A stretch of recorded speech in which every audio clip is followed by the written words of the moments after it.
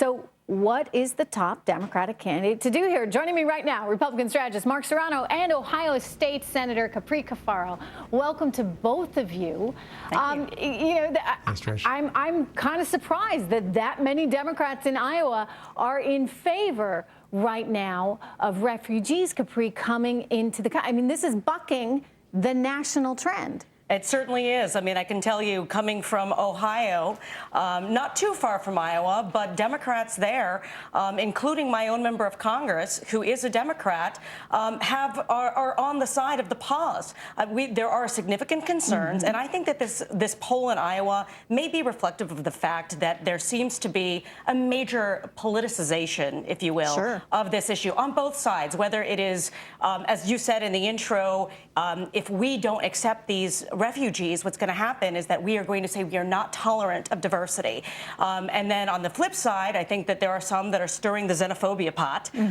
But I think at the end of the day, we have to be careful. We have to recognize that national security is top priority, and Democrats and Republicans alike need to be protected. And so we need to make sure that we do take a pause. That's my personal opinion, and that is the general consensus. Yeah, no, I mean, that's most people throughout the country. And you're a Democrat. I'm a Democrat, and I represent a Democratic-leaning district. Yeah, and so they're saying, okay, let's take a pause here. Let's make sure that we're safe.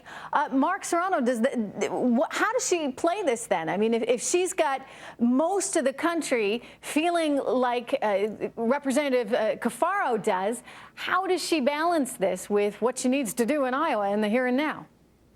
Well, I'm not terribly surprised by the poll results because Iowa Democrats generally are more liberal. And so liberal Democrats want to see America to be more humanitarian than to be more safe and secure.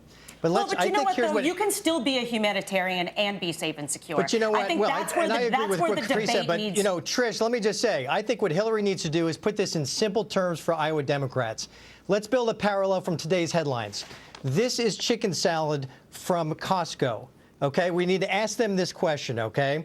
If Costco has a program to suspend their chicken salad sales to improve the vetting process for their chickens, then why wouldn't you support a program to improve the vetting process for refugees if you're not going to buy chicken salad from Costco because it might have E. coli? Yeah, hey, we should have a higher standard. It's a fair point. Or as Mike Huckabee said to me the other day, if I hand you a bag of peanuts and I tell you a couple peanuts in there may be poisonous, are you really going to eat those peanuts? Anyway, let me turn to another issue there happening in Iowa. I'd say these Iowa Democrats, they sure are something because, you know, they actually think that socialist Bernie Sanders is tops on the economy despite all his rhetoric, stuff like this. What this campaign is about is whether we can mobilize our people to take back our government from a handful of billionaires and create the vibrant democracy we know we can and should have. Taking it back from the billionaires is effectively taxing those billionaires. That said, he's been trying to play it a little bit safe lately, promising not to go back to Eisenhower tax rates, which would actually be in the 90th percentile. Listen to him here. We haven't come up with an exact number yet, but it will not be as high as the number under Dwight D. Eisenhower, which was 90%. I'm not that much of a socialist compared to Eisenhower. Not that much of a socialist compared to Eisenhower. Maybe he's actually even more of a socialist. The intelligence report, everyone, has uncovered something that Iowa Democratic voters ought to know. Take a look at this. We've got some information from some former reports there that say, can we bring this to you? Yes. He's got a dream of basically 100% tax on incomes above $1 million a year. This is according to a report that he's quoted in back in 1974. Concentrated wealth is causing economic illness. And he says, and I quote, he would like to make it illegal to amass more wealth than a human family could use in a lifetime. Doing this by having a 100% tax on incomes above this level, $1 million a year, effectively would work in his view. Also, back in 1974, he told the Burlington Free Press that, quote, nobody should earn more than $1 million. Both of these stories have also been picked up by Bloomberg and by Politico.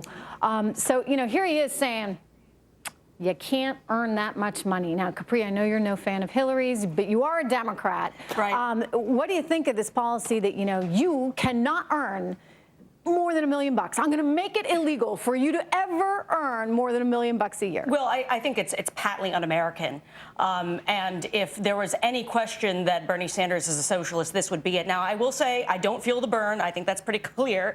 However, we're taking these statements from the mid-'70s, so He's changed. I think we're going back to his roots. This is who he is. So, I just want to point that out. That it is a 40-year-old statement. However, he has intimated that this is kind of where $1 million back then is a little different than $1 million right now. Regardless, any time that the government wants to step in and take 100% of your money, that's just patently By the way, insane. what are you going to do? Because you're not a Clinton fan, you're not a Bernie Sanders fan, you're a Democrat.